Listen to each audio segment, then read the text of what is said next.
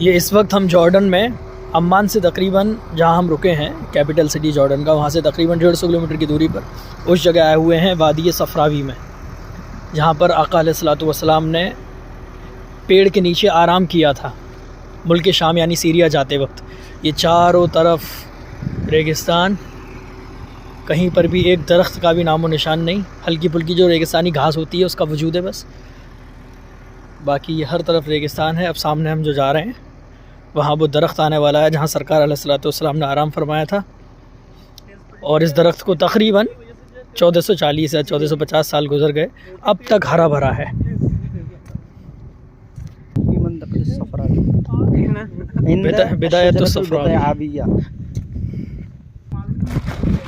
इलाके का नाम इसका सफ़रावी नहीं बल्कि सफ़ावी है, सफ़ावी। चारों तरफ रेती रेत है।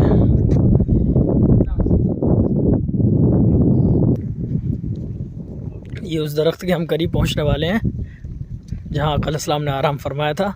ये बोर्ड लगा हुआ है जिस पर अरबी में लिखा हुआ है मौक़अ अश-शजरा अल-मुबारका अल्लती इस्तज़ल्ला बिज़िल्लिहा रसूलुल्लाह सल्लल्लाहु अलैहि वसल्लम, the side of the tree of the prophet Muhammad सल्लल्लाहु अलैहि वसल्लम। अभी इसके अंदर हम जाएंगे और सामने शजर मुबारका।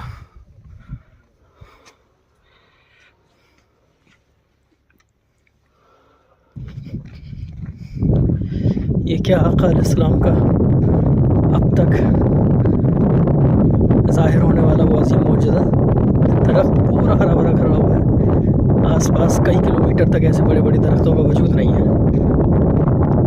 हर तरफ रेगिस्तानी रेगिस्तान है। 20-20, 25-25 किलोमीटर तक कुछ अता पता नहीं है पेड़ों का। ये वो पेड़ है, अल्लाहु अकबर।